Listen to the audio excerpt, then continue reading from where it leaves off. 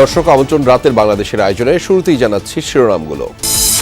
ভোটের মাঠে এবার 4টি জোটের লড়াই। যুগপৎ আন্দোলনের সঙ্গীদের নিয়ে সুবিধাজনক অবস্থায় বিএনপি, নতুনদের সঙ্গে সমঝোতায় সময় লাগতে পারে জামায়াতের। শরিক দলগুলির সঙ্গে আলোচনা করে করা হয়েছে অনেক কিছু। জামায়াত যেহেতু এখানে বড় স্টেক হোল্ডার হিসেবে এটা বাস্তবায়ন। এবার এনসিপি এলডিপিকে নিজেদের বৃত্তে নিল জামায়াত। সংখ্যাগরিষ্ঠ মতামতের ভিত্তিতেই জোটে যাওয়ার সিদ্ধান্ত, দাবি নাহিদ ইসলামের। নির্বাচনকে কেন্দ্র করেই আমাদের এই যাত্রাটা থাকবে, কিন্তু এনসিপি তার লক্ষ্য আদর্শ অনুযায়ী কাজ করবে। প্রথমবারের মতো গুলশানে অফিস করলেন বিএনপির ভারপ্রাপ্ত চেয়ারম্যান তারেক রহমান। উজ্জীবিত কর্মীরা, অনুপ্রেরণা ও গতিশীলতার আশা নেতাদের। নির্বাচন কমিশনকে সহযোগিতা করার জন্য আমরা সিদ্ধান্ত নিয়েছি। বাংলাদেশ সম্বন্ধে আলোচনা করছি, বাংলাদেশের ভবিষ্যৎ নিয়ে আলোচনা করছি, রাজনীতি নিয়ে আলোচনা করছি।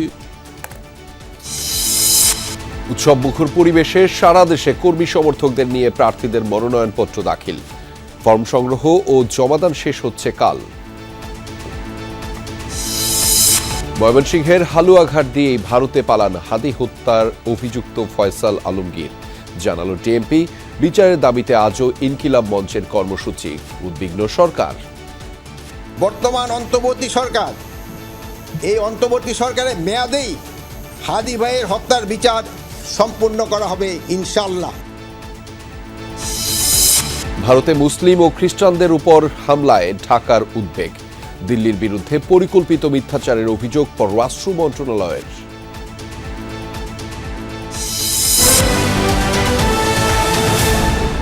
দর্শক এতক্ষণ শিরোনাম দেখছিলেন, আর আপনাদের সঙ্গে আছি আমি আহমেদ রেজা।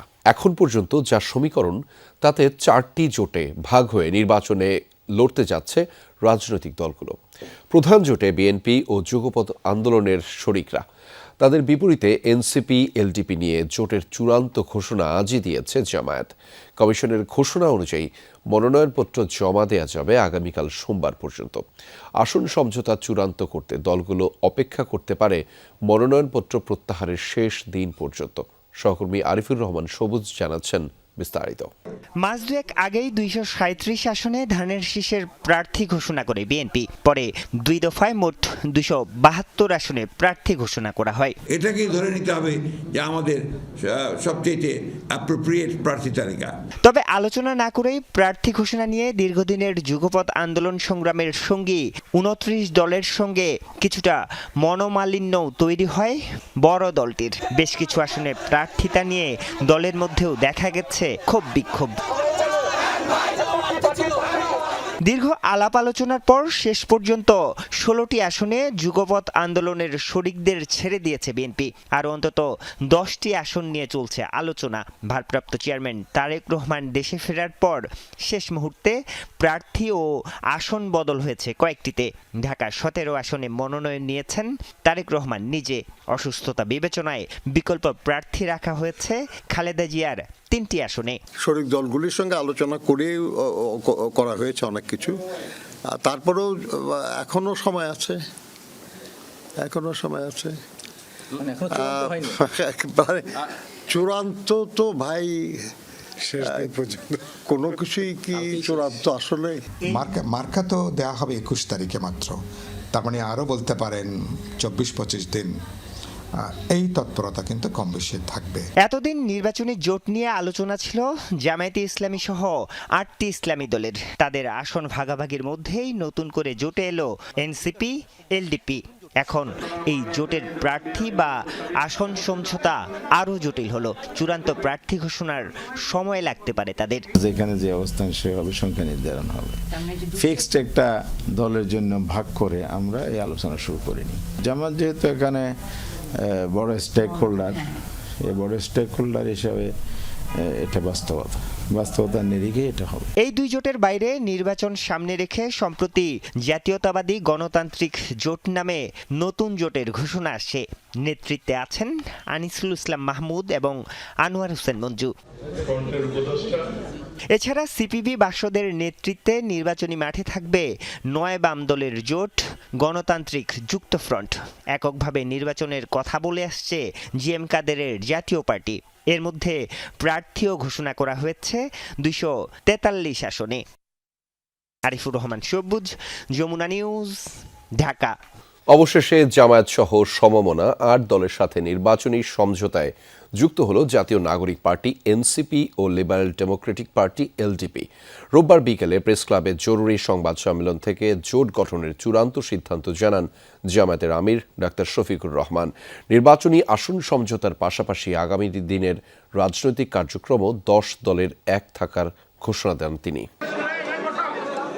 মনোনয়ন দাখিলের একদিন সময় হাতে রেখে প্রেস ক্লাবে জরুরি সংবাদ সম্মেলন ডাকে জামায়াত সহ আন্দোলনরত ৮ দল। এতে অংশ নেন এলডিপি সভাপতি কর্নেল অলি আহমেদ, তবে এনসিপির তরফে ছিলেন না কেউ। ব্রিফিংয়ের শুরুতেই এলডিপি ও এনসিপির সাথে জোটের ঘোষণা দেন জামায়াত আমির ডাক্তার শফিকুর রহমান। জানান আসন বন্টনও প্রায় চূড়ান্ত। আপনারা জানেন এতদিন ধরে ৮টি দল একসাথে আমরা কাজ করে আসছিলাম। এই দলগুলোর সকলেই এখানে উপস্থিত আছেন প্রতিনিধিরা। তার সাথে আলহামদুলিল্লাহ আজকে আরও 2টি দল আমাদের সাথে সম্পৃক্ত হয়েছেন। জনাব কর্নেল অলি আহমদ বীর বিক্রমের নেতৃত্বে এলডিপি এবং এনসিপি। এইটা আমাদের একটি মজবুত নির্বাচনী সমঝোতা। সারা বাংলাদেশের ৩০০ আসনে আমরা বসে নিজেদের মধ্যে আলাপ আলোচনার মধ্য দিয়ে বিভিন্ন আসন আমাদের মধ্যে আমরা নির্ধারণ করেছি। এ জোটকে দেশ গঠনের জোট আখ্যা দিয়ে ডাক্তার শফিকুর রহমান বলেন, আগামী নির্বাচন বা রাজনৈতিক লড়াই সহ সকল ক্ষেত্রে একসাথে থাকবে এই ১০ দল। আরও অনেক দল জোটে আগ্রহী হলেও আনুষ্ঠানিকভাবে আর নতুন কোনো দল নেয়ার সুযোগ থাকছে না বলেও জানান তিনি। এটা দেশ গঠনের জোট, এটা নির্বাচনের জোট, এটা রাজনৈতিক জোট, এটা সকল ধরনের মানে ওই জোট বলেন আর সমঝোতা বলেন যাই বলেন, এটা সবগুলা পারপাস কভার করার জন্য আমরা আশা করছি একসাথেই আমরা করবো ইনশাআল্লাহ। দলীয় কর্মসূচি যার যার অনেকগুলো থাকবে, তারপরে ন্যাশনাল ইস্যুতে যেখানেই প্রয়োজন আমরা একসাথে করবো ইনশাআল্লাহ। আরও অনেকগুলা দল তারা আগ্রহী ছিলেন, বাট এই প্রক্রিয়া এই মুহূর্তে এখানে সম্পৃক্ত করা আমাদের জন্য খুবই দুরূহ হয়ে গেছে। ত্রয়োদশ জাতীয় সংসদ নির্বাচনের ১.৫ মাস বাকি থাকলেও সবার জন্য সমতল মাঠ এখনো তৈরি হয়নি বলে অভিযোগ করেন জামায়াত আমির। ঘোষিত তারিখেই নির্বাচন আয়োজনে সরকার ও নির্বাচন কমিশনকে সর্বাত্মক সহযোগিতার অঙ্গীকারও করেন তিনি। সরকার একটা সুষ্ঠু নির্বাচনের জন্য তাদের যে করণীয়, নির্বাচন কমিশন এবং সরকার সেই দায়িত্ব তারা পালন করবেন। এখনো তাদের অনেক কাজ বাকি রয়ে গিয়েছে, এখনো সমতল মাঠ তৈরি হয়নি সকলের জন্য। সেই মাঠ তৈরির কাজটা হচ্ছে সরকার এবং নির্বাচন কমিশনের। তারা যে কোনো ধরনের লোভ লালসা ভয়ভীতি এবং কারো প্রতি কোনো ধরনের আনুকূল্যের ঊর্ধ্বে উঠে তারা তাদের দায়িত্ব পালন করবেন। সাংবিধানিক নৈতিক দায়িত্ব এটা আমরা এবং জাতি তাদের কাছে প্রত্যাশা করে। এর যে কোনো ধরনের ব্যতিক্রম এই জাতি মানবে না। ডাক্তার শফিকুর রহমান বলেন, বিগত ৩ নির্বাচনের মতো ভোটাধিকার হরণের চেষ্টা হলে বরদাস্ত করা হবে না। এখানে কোনো একক দল কোনো আসন বন্টন করবে না। আমরা যেখানে যার ন্যায্যতা তার ভিত্তিতেই আমরা আলহামদুলিল্লাহ আসনগুলো হাতে তুলে দিব সবার। তানজিম শাফিন, যমুনা নিউজ, ঢাকা। জামাতের সাথে জোট নৈতিক বা আদর্শিক জায়গা থেকে নয়, বরং এটি একটি নির্বাচনী সমঝোতা। হাদি হত্যাকাণ্ডের পর পরিবর্তিত রাজনৈতিক প্রেক্ষাপটে বৃহত্তর ঐক্যের পথে নিয়ে গেছে এনসিপিকে। সংবাদ সম্মেলনে এমনটাই জানিয়েছেন দলটির আহ্বায়ক নাহিদ ইসলাম। এই সিদ্ধান্তের কারণে যারা পদত্যাগ করেছেন সেটি একান্তই ব্যক্তিগত বিষয় বলেও মন্তব্য করেছেন তিনি। আসসালামু আলাইকুম। জামায়াত আমিরের ব্রিফিংয়ের পর বাংলা মোটর কার্যালয়ে সংবাদ সম্মেলন ডাকে জাতীয় নাগরিক পার্টি এনসিপি। এতে দলের আহ্বায়ক নাহিদ ইসলাম সহ দলের শীর্ষ নেতারা যোগ দেন। অন্যান্য দিনের তুলনায় এক কাতারে নেতানেত্রীর সংখ্যাও ছিল চোখে পড়ার মতো। তাদের সাথে নিয়ে জামায়াতের সঙ্গে জোটের সিদ্ধান্তের কথা জানান নাহিদ ইসলাম। শরীফ ওসমান হাদির যে শাহাদাত বরণ এবং তাকে প্রকাশ্যে গুলি করার মাধ্যমে বাংলাদেশের রাজনৈতিক প্রেক্ষাপট অনেক বেশি পরিবর্তন হয়েছে। বলেন, বর্তমান রাজনৈতিক প্রেক্ষাপটে সংখ্যাগরিষ্ঠের মতামতের ভিত্তিতেই জোটবদ্ধ হয়েছে এনসিপি। আধিপত্যবাদী কোনো শক্তি আমাদের এই গণঅভ্যুত্থান পরবর্তী অগ্রযাত্রাকে ঠেকাতে না পারে সেজন্য আমাদের বৃহত্তর ঐক্য প্রয়োজন। জামাতে ইসলামী এবং তাদের যে সমমনা 8 দল রয়েছে তাদের সাথে আমরা কথা বলেছি এবং তাদের যে নির্বাচনী সমঝোতা জাতীয় নাগরিক পার্টি এনসিপি সেই নির্বাচনী সমঝোতায় সম্মত হয়েছে। আমরা জাতীয় নাগরিক পার্টি এনসিপি এবং এই সমমনা 8 দলের সাথে আমরা একত্রে নির্বাচনে অংশগ্রহণ করব বলে আমরা সিদ্ধান্ত নিয়েছি। জোটে গেলেও এনসিপি তার নির্দিষ্ট লক্ষ্য ও আদর্শ নিয়েই রাজনীতি করবে উল্লেখ করে নাহিদ বলেন, যারা পদত্যাগ করেছে সেটি তাদের ব্যক্তিগত সিদ্ধান্ত। এটা সামগ্রিক বিষয়ে কোনো ঐক্য বা আদর্শিক ঐক্য হয়নি, এটা একটা নির্বাচনী সমঝোতা, এটা একটা সামষ্টিক সিদ্ধান্ত এবং সংখ্যাগরিষ্ঠ তারা কিন্তু আমাদের কাছে জানিয়েছে যে তারা এটার সাথে ঐক্যমত্য পোষণ করছে, সম্মতি রয়েছে। যারা বিরোধিতা করছে তাদের সাথে আমরা কথা বলবো, তাদেরকে আমরা আরো বোঝানোর চেষ্টা করব। এরই মধ্যে দল থেকে পদত্যাগ করেছে এনসিপির পরিচিত মুখ ডাক্তার তাসনিম জারা ও তাসনুভা সহ কয়েকজন। বিশ্লেষক আসিফ শাহান জামায়াত এনসিপির জোট নিয়ে খুব উচ্চ কোনো ধারণা দিচ্ছেন না। তার মতে আদর্শগত পার্থক্য নিয়ে এনসিপি কতটা চলতে পারবে সেটাই বড় প্রশ্ন। সময় হিসেবে এই নির্বাচনটাকে ব্যবহার করে তাদের অর্গানাইজেশনটাকে তারা দাঁড়াবেন, তারা হারবেন, কোনো সমস্যা নেই, কিন্তু সেইটা না করে তারা হচ্ছে এই রাস্তাটা গিয়েছেন। এবং এই ক্ষেত্রে আমার কাছে যেটা মনে হচ্ছে যেই দলটা তাদেরকে একটা বেটার ডিল অফার করেছে তারা সেই দলটার সাথেই হচ্ছে গিয়ে যাচ্ছেন। সো এটাকে পরবর্তীতে ওনারা সামলাতে পারবেন কি না, বা ওই যে আদর্শিক দ্বন্দ্বের যে ব্যাপারটা যে কতখানি কাছাকাছি জামাত বা এনসিপি, সেইটা একটা বড় ধরনের চ্যালেঞ্জ এই পার্টিটার জন্য হয়ে যাবে। এই অবস্থায় সোমবার আসন বন্টন সহ প্রার্থী চূড়ান্তের ঘোষণা দেয়া হবে বলে জানিয়েছে এনসিপির নেতৃত্ব। এবং একত্রে নির্বাচনী যাত্রা আমরা পার করতে চাই। ধন্যবাদ। শওকত মঞ্জুর শান্ত, যমুনা নিউজ, ঢাকা। নিজ কার্যালয়ে প্রথম অফিস করলেন বিএনপির ভারপ্রাপ্ত চেয়ারম্যান তারেক রহমান। দুপুরে গুলশানের চেয়ারপারসনের কার্যালয়ে তাকে স্বাগত জানান দলের স্থায়ী কমিটির সদস্যরা। এই কার্যালয়ে তারেক রহমানের এটি প্রথমবারের মতো আসা, যার মধ্য দিয়ে নতুনভাবে শুরু হলো রাজনৈতিক পথচলাও। অনানুষ্ঠানিকভাবে দলের স্থায়ী কমিটির বৈঠকও করেন তিনি, যেখান থেকে আগামী নির্বাচন ঘিরে নির্বাচন কমিশনকে সহযোগিতার সিদ্ধান্ত নেয় বিএনপি। আলোচনা হয় গণতান্ত্রিক উত্তরণ ও জনজীবনের নানান সংকট নিয়েও।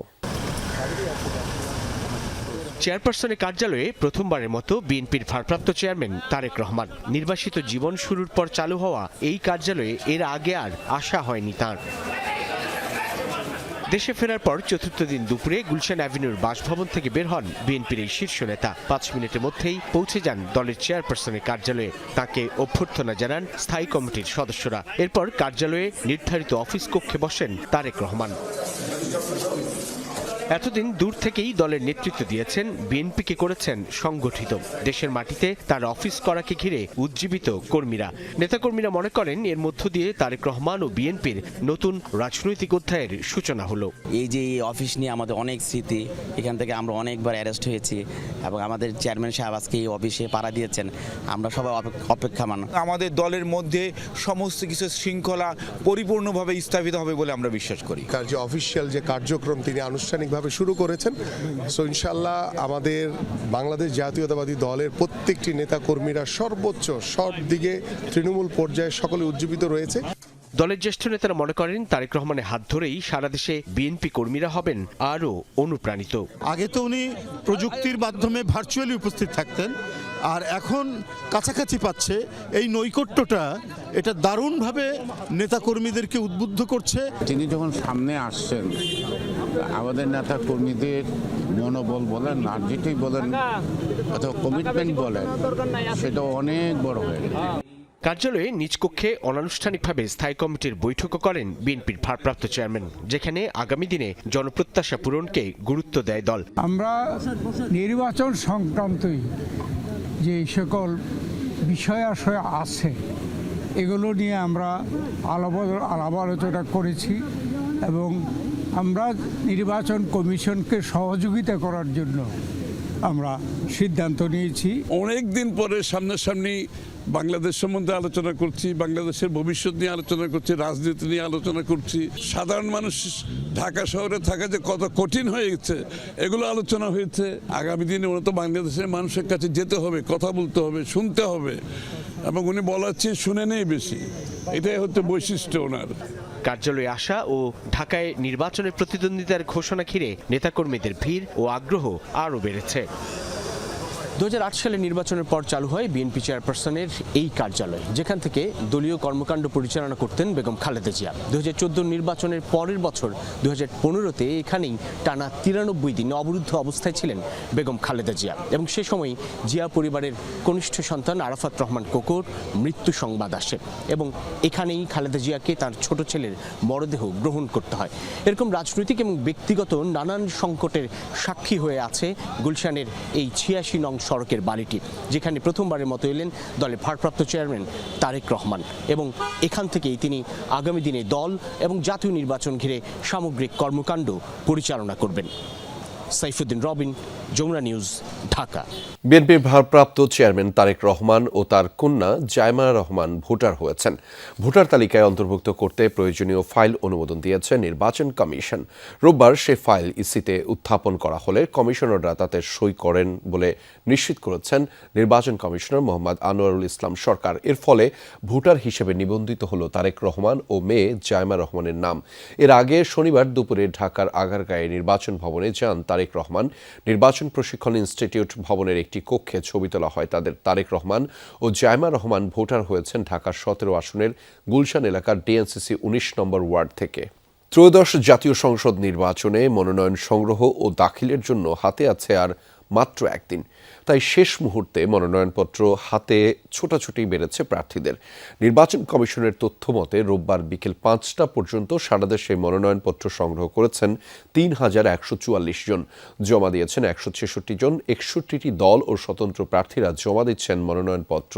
নিয়ম মতো 14টি বিষয়ের কাগজপত্র জমা দিতে হবে। তাই শেষ মুহূর্তে ডিসি অফিস, নির্বাচন কমিশন এবং বিভাগীয় কমিশনারের কার্যালয়ে ভিড় করছেন প্রার্থী ও সমর্থকরা। ত্রয়োদশ জাতীয় সংসদ নির্বাচনে মনোনয়নপত্র জমার শেষ দিন 29 ডিসেম্বর। এর মাধ্যমে শেষ হবে বহু কাঙ্ক্ষিত এই নির্বাচনী প্রক্রিয়ার প্রথম ধাপ। তাই রোববার শেষ মুহূর্তে মনোনয়ন ফরম জমা ও উত্তোলনে ভীষণ ব্যস্ত সময় পার করেছেন প্রার্থীরা। ঢাকার 20টি আসনের মধ্যে 13টি এই বিভাগীয় কমিশনারের কার্যালয়ের আওতায়। সকাল থেকে তাই মনোনয়ন ফর্ম হাতে ভিড় করতে থাকেন প্রার্থীরা। এদিন বিএনপির ভারপ্রাপ্ত চেয়ারম্যান তারেক রহমানের হয়ে ঢাকা 17 আসন থেকে মনোনয়ন ফর্ম তোলেন বিএনপি চেয়ারপারসনের একান্ত সচিব। ভারপ্রাপ্ত চেয়ারম্যান মহোদয়ের পক্ষ থেকে বিভাগীয় কমিশনার মহোদয় এবং তার যারা কর্মকর্তা আছেন তাদেরকে কৃতজ্ঞতা জানাচ্ছি। এই আসনে তারেক রহমানের প্রতিদ্বন্দ্বী জামায়াতে ইসলামীর ডাক্তার এস.এম. খালিদুজ্জামান। বিকেলে মনোনয়ন ফর্ম জমা দিয়ে তিনি হাড্ডাহাড্ডি লড়াইয়ের আশা প্রকাশ করেন। জনগণ এবার কোনো দল দেখে ভোট দেবে না বলেও বিশ্বাস তার। নতুন জেনারেশন এই অ্যান্ড্রয়েড যুগে তারা এই ব্যক্তি যিনি ভোটে দাঁড়াচ্ছে তাদের অতীত রেকর্ড, তাদের শিক্ষাগত যোগ্যতা, তাদের বর্তমান যোগ্যতা এবং সামনে দেশকে তারা কিভাবে এগিয়ে নিয়ে যেতে পারে সেটা দেখেই তারা ভোট দিবে। এদিন সকাল থেকে বিএনপির একাধিক প্রার্থী মনোনয়ন ফরম জমা দিতে আসেন। সুষ্ঠু ও প্রতিদ্বন্দ্বিতামূলক নির্বাচনের আশা ব্যক্ত করেন তারা। জনগণকে যে কোনো মূল্যে ভোটাধিকার প্রয়োগের আহ্বানও জানান। এই নির্বাচনটা তারা আপনার নস্যাৎ করতে চায়, গণতন্ত্রের উত্তরণ চায় না, এই শক্তি সক্রিয় আছে। বিএনপি এদেশের সাধারণ মানুষকে সাথে নিয়ে ঐক্যবদ্ধভাবে ইনশাল্লাহ আমরা একটি অবাধ, সুষ্ঠু, নিরপেক্ষ নির্বাচনের মাধ্যমে জনগণের সরকার প্রতিষ্ঠা করব ইনশাল্লাহ। বাংলাদেশের পক্ষের শক্তি বিগত সময়ে শক্তিশালী ছিল, এখনো শক্তিশালী আছে এবং বাংলাদেশ জাতীয়তাবাদী দল এই আদর্শে বিশ্বাসী। আমি যদি অপকর্ম করি আমাকে যাতে জবাবদিহিতার আওতায় আসতে হয়, সেটা আইনিভাবেও এবং ব্যালটের মাধ্যমেও। অন্যান্য দল এবং স্বতন্ত্র প্রার্থী হিসাবেও মনোনয়ন জমা দিয়েছেন অনেকে। প্রভাব খাটিয়ে যেন অন্যবারের মতো এবারের ভোটকেও কেউ কলুষিত করতে না পারে সেই দাবি জানান তারা। একটি প্রতিযোগিতামূলক এবং প্রতিদ্বন্দ্বিতামূলক একটি নির্বাচন হবে, কিন্তু জনগণকে বেছে নিতে হবে যে তাদের আপন মানুষ কারা। সোমবার মনোনয়নপত্র জমা উত্তোলন শেষে যাচাই বাছাই চলবে 4 জানুয়ারি পর্যন্ত। সব প্রক্রিয়া শেষে 21 জানুয়ারি চূড়ান্ত প্রার্থী তালিকা প্রকাশ। এরপরই 22 জানুয়ারি থেকে শুরু হবে প্রচার প্রচারণা। সুমাইয়া ঐশী, যমুনা নিউজ, ঢাকা। এদিকে সারা দেশেই দিনভর রিটার্নিং কর্মকর্তার কার্যালয় থেকে মনোনয়নপত্র সংগ্রহ ও জমা দিয়েছেন প্রার্থী ও তাদের কর্মী সমর্থকরা। দিনাজপুর 3 আসনে বিএনপি চেয়ারপারসন বেগম খালেদা জিয়ার পক্ষে মনোনয়নপত্র জমা দেওয়া হয়েছে। এ সময় নেতাকর্মীরা বলেন, খালেদা জিয়া খালেদা জিয়ার আসনটিতে প্রার্থী হওয়ায় উচ্ছ্বসিত নির্বাচনী এলাকার মানুষ। কক্সবাজার 1 আসনে মনোনয়নপত্র জমা দিয়েছেন বিএনপির স্থায়ী কমিটির সদস্য সালাউদ্দিন আহমদ। নাটোর 2 আসনে বিএনপি মনোনীত প্রার্থী রুহুল কুদ্দুস তালুকদার দুলু রিটার্নিং কর্মকর্তার কার্যালয়ে মনোনয়নপত্র জমা দেন। রংপুরে 6টি আসনে এ পর্যন্ত 61 জন মনোনয়ন ফর্ম সংগ্রহ করেছেন। এরই মধ্যে বিএনপি জাতীয় পার্টির প্রার্থী সহ মনোনয়ন ফর্ম জমা দিয়েছেন 5 জন। এছাড়া দেশের অন্যান্য আসনেও দিনভর মনোনয়নপত্র সংগ্রহ ও জমা দেন বিএনপি, জামাত সহ বিভিন্ন রাজনৈতিক দল ও মনোনীত ও স্বতন্ত্র প্রার্থীরা। এবার পুলিশও স্বীকার করল, ময়মনসিংহের হালুয়াঘাট সীমান্ত দিয়েই ভারতে পালিয়ে গেছে ওসমান হাদির হত্যাকারী ফয়সাল ও আলমগীর। সকালে ব্রিফিংয়ে এই তথ্য জানিয়েছেন অতিরিক্ত police commissioner SN Mohammad Nazrul Islam. বলেন, আসামিদের পালাতে সহায়তাকারী 2 জনকে ভারতের মেঘালয়ে আটক করা হয়েছে। ফয়সালকে দেশে ফিরিয়ে আনতে চেষ্টা চলছে বলেও জানিয়েছে পুলিশ। এদিকে স্বরাষ্ট্র উপদেষ্টা সাংবাদিকদের জানান, হাদি হত্যার বিচার অন্তর্বর্তী সরকারের আমলেই হবে। 12 ডিসেম্বর ইনকিলাব মঞ্চের আহ্বায়ক ও ঢাকা 8 আসনের সম্ভাব্য প্রার্থী ওসমান হাদিকে খুব কাছ থেকে গুলি করেন ফয়সাল করিম। মোটরসাইকেলটি চালাচ্ছিলেন তার সহযোগী আলমগীর। গুলি চালিয়ে দ্রুত তারা সটকে পড়েন। কোন পথ দিয়ে কোথায় যান তারা, এ নিয়ে অনুসন্ধানে নামে যমুনা নিউজ। বিজয়নগর কালভার্ট সড়ক থেকে বিভিন্ন রুটের সিসি ক্যামেরা বিশ্লেষণ করে দেখা যায়, শিল্পকলা একাডেমি হয়ে শাহবাগ দিয়ে আগারগড় দিকে যায় মোটরসাইকেল। নম্বর প্লেট ছিল ভুয়া। আগারগাঁওয়ে ফয়সালের বোনের বাসার সামনের ম্যানহোল থেকে পাওয়া যায় ভুয়া সেই নম্বর প্লেট। মোটরসাইকেলটি উদ্ধার করা হয় পাশের একটি বাড়ির গ্যারেজ থেকে। সেখানকার সিসি ক্যামেরা ফুটেজে দেখা যায় একটি সিএনজি চালিত অটোরিকশায় করে হেমায়েতপুরের দিকে যান 2 জন, যা আবার ঠিক করে দিয়েছিল ফয়সালের বাবা। জিজ্ঞাসাবাদে এমনটাই পেয়েছে পুলিশ। হেমায়েতপুর থেকে প্রাইভেট কার যোগে ফয়সাল আলমগীর চলে যান ময়মনসিংহে। সেখানে এই পেট্রোল পাম্প থেকে তাদেরকে আরেকটি মোটরসাইকেলে করে নিয়ে যাওয়া হয় হালুয়াঘাট সীমান্তে। হাদিকে গুলির 12 ঘন্টার মধ্যে দেশ ছেড়ে পালান হত্যাকারীরা। ঢাকা ছাড়তে লাগে তাদের 3.5 ঘন্টা। শুরু থেকে আসামিদের পালিয়ে যাওয়া নিয়ে সরাসরি কিছু বলছিল না পুলিশ।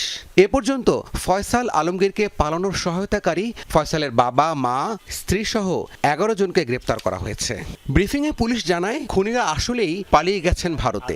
অতিরিক্ত পুলিশ কমিশনার জানালেন, আসামিদের পালাতে সহায়তাকারী 2 জনকে আটক করা হয়েছে ভারতের মেঘালয়ে। হালুয়াঘাটের পূর্বে মুন ফিলিং স্টেশনে জনৈক ফিলিপ এবং সঞ্জয় তাদেরকে গ্রহণ করার জন্য অপেক্ষা করতে থাকে। ফিলিপ তাকে সীমান্ত পার করে ভারতের মেঘালয় রাজ্যে জনৈক পুত্তির নিকট হস্তান্তর করে। পুত্তি এবং ওই যে ট্যাক্সি ড্রাইভার স্বামী 2 জনকে মেঘালয় পুলিশ অ্যারেস্ট করছে। এটা কিন্তু আমাদের ইনফরমাল কমিউনিকেশনের ফলশ্রুতিতে। ওসমান হাদি হত্যার ঘটনা পূর্ব পরিকল্পিত। পুলিশ বলছে, এ ঘটনায় 6 জন স্বীকারোক্তিমূলক জবানবন্দি দিয়েছেন। উদ্ধার করা হয়েছে হত্যায় ব্যবহৃত আলামত সহ ফয়সালের 3টি আইটি ফার্মের নামে বিভিন্ন ব্যাংক অ্যাকাউন্টের 218 কোটি টাকার চেকের পাতা। ফয়সালের 3টা আইটি ফার্ম আছে। ওই আইটি ফার্মের নামে তার অনেকগুলো ব্যাংক অ্যাকাউন্ট আছে। এই ব্যাংক অ্যাকাউন্টের চেক এগুলো, কিন্তু চেকগুলো দেখা যায় যে চেকগুলো সিগনেচার করা, কিছু কিছু চেকে টাকার অ্যামাউন্ট বসানো আছে, কিছু কিছু চেকে টাকার অ্যামাউন্ট বসানো নাই। হত্যার মোটিভ হিসেবে পুলিশের ধারণা, আধিপত্যবাদের বিরুদ্ধে কড়া অবস্থানে ছিলেন হাদি। এতে একটি গ্রুপ ক্ষতিগ্রস্ত, তাই তাদের টার্গেটে পরিণত হন ওসমান হাদি। তার কথাবার্তা খুবই স্পষ্ট ছিল এবং সে একটা আদর্শকে হোল্ড করে। তাহলে এই আদর্শ বা এই 5 আগস্টে যারা ক্ষতিগ্রস্ত, আমরা ধারণা করতে পারি বা অনুমান করতে পারি যে হত্যাকাণ্ডের পিছনে তারাই জড়িত।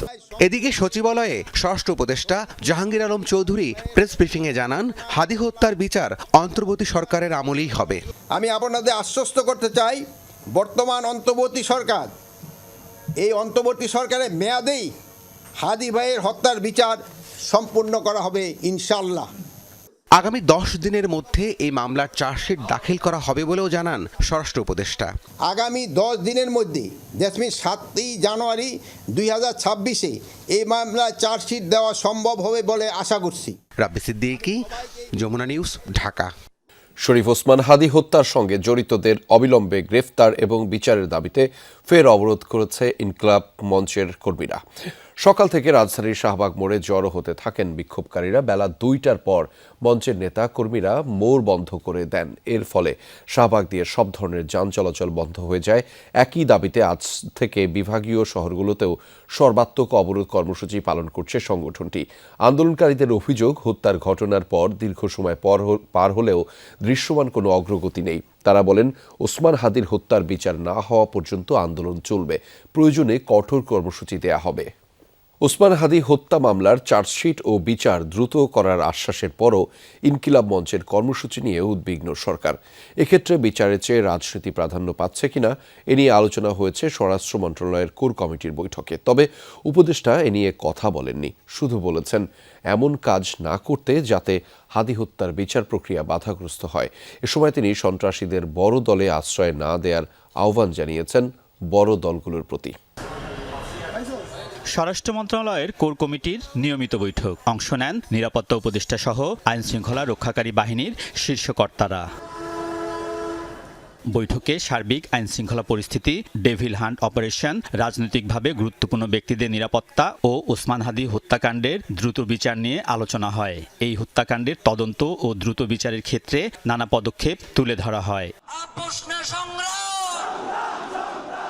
এরপরও ইনকিলাব মঞ্চের আন্দোলন কর্মসূচি অব্যাহত রাখায় উদ্বেগ প্রকাশ করা হয়। একদিকে আন্দোলন ও অন্যদিকে নির্বাচন, এমন অস্বস্তিকর পরিস্থিতিতে বিষয়টি রাজনৈতিকভাবে সুরাহা করা নিয়ে আলোচনা হয়। তবে এ নিয়ে কোনো কথা বলেননি স্বরাষ্ট্র উপদেষ্টা। সতর্ক থাকতে বলেন ফ্যাসিস্ট শক্তি থেকে। ফ্যাসিস্ট দোসর, দুষ্কৃতিকারী ও সন্ত্রাসীরা অনবরত তৎপরতা চালিয়ে যাচ্ছেন। সেই জন্য সবাইকে অনুরোধ করব, আমরা যেন এমন কোনো কাজ না করি যা আমাদের শত্রুপক্ষকে শক্তিশালী করবে এবং হাদি হত্যার বিচার প্রক্রিয়াকে বাধাগ্রস্ত করবে। জাতীয় নির্বাচন 12 ফেব্রুয়ারি, কিন্তু এখনও আইন শৃঙ্খলা পরিস্থিতি কতটা নিয়ন্ত্রণে আছে সরকারের ভেতরেও এ নিয়ে প্রশ্ন আছে। আবার মনোনয়ন ঘিরে দলগুলোর বিদ্রোহী প্রার্থীদের জ্বালাও পোড়াও কর্মসূচি এতে আগুনে ঘি ঢালছে। স্বরাষ্ট্র উপদেষ্টা এক্ষেত্রে রাজনৈতিক দলগুলোর সহযোগিতা চেয়েছেন। বিভিন্ন রাজনৈতিক দলে কিছু নেতাকর্মী ভালোভাবে না জেনে ফ্যাসিস্টদের দোসর, সন্ত্রাসী ও দুষ্কৃতিকারীদের তাদের দলে স্থান দিচ্ছে বলে আমরা খবর পাচ্ছি। এ বিষয়ে রাজনৈতিক দলের নেতৃবৃন্দকে অনুরোধ করব, এসব খোলস পাল্টানো দুষ্কৃতিকারীদের চিহ্নিত করে এদের থেকে দূরে থাকুন। স্বরাষ্ট্র উপদেষ্টা বলেন, ঢাকার কেরানীগঞ্জের একটি মাদ্রাসা ভবনে বিস্ফোরণের ঘটনায় cocktail, 12 drum hydrogen peroxide, 7 drum chemical ও স্প্লিন্টার উদ্ধার করা হয়েছে। ঘটনার মূল হোতা আলামিন পলাতক থাকলেও গ্রেফতার করা হয়েছে তার সহযোগী আহসানুল্লাহ ওরফে হাসানকে। আলমগীর স্বপন, যমুনা নিউজ, ঢাকা। সিরাজগঞ্জের শহরে প্রকাশ্যে এক কলেজ ছাত্রকে কুপিয়ে হত্যার ঘটনা ঘটেছে। বিকেলে 4:30টার দিকে পৌর শহরের চৌরাস্তা এলাকায় এই ঘটনা ঘটে। নিহত কিশোর আব্দুর রহমান স্থানীয় ইসলামিয়া সরকারি কলেজের একাদশ শ্রেণীর শিক্ষার্থী বলে জানিয়েছে স্থানীয়রা। পুলিশ বলছে ঘটনার কারণ উদ্ঘাটনের চেষ্টা চলছে। নিহতের মরদেহ হাসপাতালের মর্গে রাখা হয়েছে। এই ঘটনায় আইনগত ব্যবস্থা প্রক্রিয়াধীন বলেও জানানো হয়েছে আইন শৃঙ্খলা রক্ষাকারী বাহিনীর পক্ষ থেকে। এবার ভারতে চলমান মুসলিম ও খ্রিস্টান তথা সংখ্যালঘুদের উপর হামলা নিয়ে তীব্র নিন্দা ও উদ্বেগ জানালো বাংলাদেশ। এসব ঘটনার নিরপেক্ষ তদন্ত ও দোষীদের বিচারের দাবিও জানিয়েছে পররাষ্ট্র মন্ত্রণালয়। মুখপাত্র মাহবুবুল আলম আরও জানিয়েছেন, বাংলাদেশের সব সম্প্রদায়ের মানুষ শান্তিতে বসবাস করছে। এটি নষ্ট করতে প্রতিবেশী ভারত পরিকল্পিত মিথ্যাচার করছে বলেও দাবি তার। 25 ডিসেম্বর বড়দিনে ভারতের কেরালায় গির্জায় হামলা ও খ্রিস্টানদের ওপর নির্যাতনের ঘটনা নজর কেড়েছে পুরো বিশ্বেরই। কেবল কেরালা নয়, উত্তরপ্রদেশেও বড়দিনের ছুটি বাতিল করে অটল বিহারী বাজপেয়ীর জন্ম শতবার্ষিকীতে যোগ দিতে নির্দেশনা দেয় সেখানকার সরকার। এসব নিয়ে তীব্র সমালোচনা করে মানবাধিকার কর্মীরা বলছেন, খ্রিস্টানদের কোণঠাসা করতেই এসব হচ্ছে ভারতে। এ মাসেই ওড়িশায় মুসলিম যুবক জুয়েল রানা, বিহারে আতাহার হোসেন ও কেরালায় বাংলাদেশি সন্দেহে অপর এক যুবককে হত্যা করেছে উগ্রবাদী ভারতীয়রা। এসব ঘটনায় এবার আনুষ্ঠানিক নিন্দা জানালো বাংলাদেশ।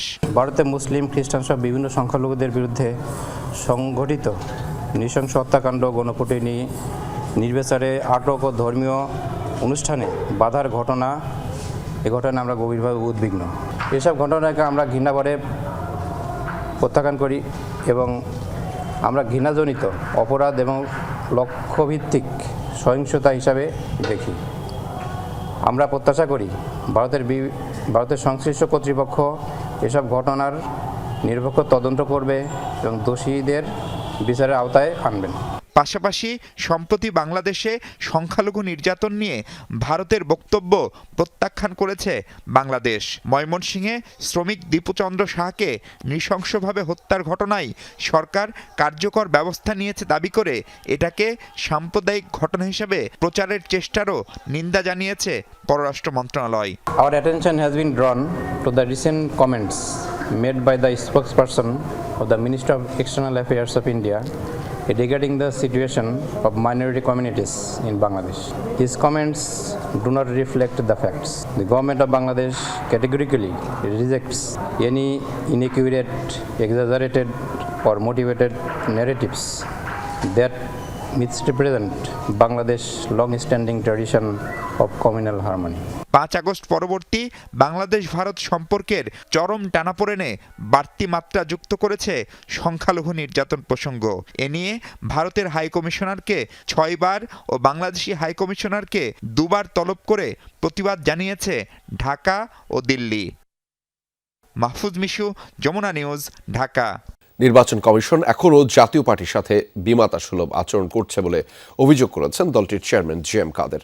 রোববার রাতে রংপুর মহানগরীর নিজ বাসভবন স্কাই ভিউতে সাংবাদিকদের সাথে আলাপকালে এই অভিযোগ করেন তিনি। এর আগে 3 দিনের রংপুর সফরে এসে দলটির প্রতিষ্ঠাতা চেয়ারম্যান হুসাইন মোহাম্মদ এরশাদের কবর জিয়ারত করেন তিনি। জি.এম. কাদেরের অভিযোগ, নির্বাচন কমিশন এবার এমন জটিল করে ফর্ম তৈরি করেছে যাতে সামান্য ভুল হলেই মনোনয়নপত্র বাতিল হওয়ার সম্ভাবনা থাকে। পরিকল্পিতভাবে এটি করা হয়েছে বলেও অভিযোগ করেন তিনি। কোনো দলের সাথে এখনও জোট নিয়ে আলোচনা হয়নি বলেও জানিয়েছেন তিনি, তবে আসন সমঝোতা হতে পারে।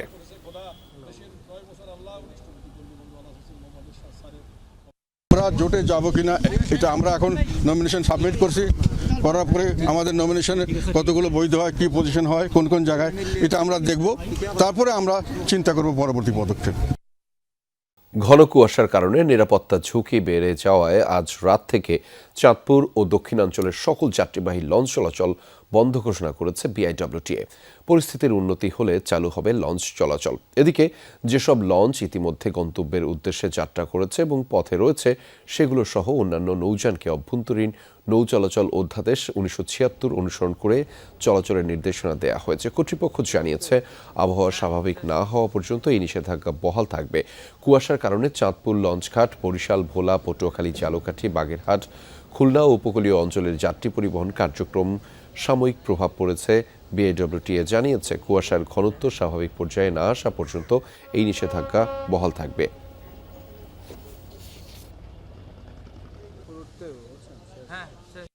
ঘন কুয়াশার কারণে চাঁদপুর এবং দক্ষিণাঞ্চলে যে সমস্ত লঞ্চ যাতায়াত করে উভয়মুখী আর কি, এবং আঞ্চলিকভাবেও যে সমস্ত লঞ্চ আন্তঃরুটে চলাচল করে তাদের জন্য যাত্রীবাহী লঞ্চের ক্ষেত্রে আমরা যাত্রীদের নিরাপত্তার কথা বিবেচনা করেই আজকে এই সিদ্ধান্ত নেওয়া হয়েছে যে আজকে রাতে লঞ্চ চলাচল বন্ধ থাকবে। সিরিয়ায় চলছে ক্ষমতাচ্যুত সাবেক প্রেসিডেন্ট বাশার আল আসাদপন্থী আলা ওয়াইট সম্প্রদায়ের ব্যাপক বিক্ষোভ। গোলাগুলি ও সহিংসতায় প্রাণ হারিয়েছে 3 জন, আহত হয়েছে আরও অন্তত 40 জন। রোববার লাতকিয়া শহরের আজাহারি স্কোয়ারে জড়ো হয় হাজার হাজার আলা ওয়াইট। তার্তুস ও জাবলে শহরেও চলে বিক্ষোভ। সিরিয়ার উত্তর পশ্চিমের এই অঞ্চলগুলোর স্বায়ত্তশাসনের দাবি জানিয়েছে তারা। আসাদের পতনের পর সশস্ত্র বাহিনীর যেসব সদস্যকে বন্দী করা হয়েছে তাদের মুক্তি চায় এসব বিক্ষোভকারী। তোলে তাদেরকে চাকরিতে পুনর্বহালের দাবিও। এক পর্যায়ে সহিংস হয়ে ওঠে আন্দোলন, হয় গোলাগুলির ঘটনাও। তবে বিক্ষোভকারীদের উপর গুলি ছোড়ার কথা এখনও স্বীকার করেনি সিরীয় প্রশাসন। এর আগে শুক্রবার হোমস শহরের একটি আলা ওয়াইট মসজিদে বোমা বিস্ফোরিত হয়, যাতে প্রাণ হারায় 8 জন, আহত হয় 18 জন। এরপরেই বিক্ষোভের ডাক দেন সিরিয়ার বাইরে বসবাসরত আলা ওয়াইট নেতা শেখ গাজাল গাজাল। ইতালিতে দাতব্য সংস্থার মাধ্যমে হামাসকে অর্থায়নের অভিযোগে 9 জনকে আটক করেছে দেশটির অ্যান্টি মাফিয়া ও অ্যান্টি টেরোরিজম ইউনিট। শনিবার এই তথ্য নিশ্চিত করেছে উত্তর ইতালির জেনোয়া শহরের প্রসিকিউটররা। তাদের অভিযোগ, গেল 2 বছরে মানবিক সহায়তার কথা বলে প্রায় 70 লাখ ইউরো হামাস সংশ্লিষ্ট বিভিন্ন প্রতিষ্ঠানে পাঠানো হয়েছে।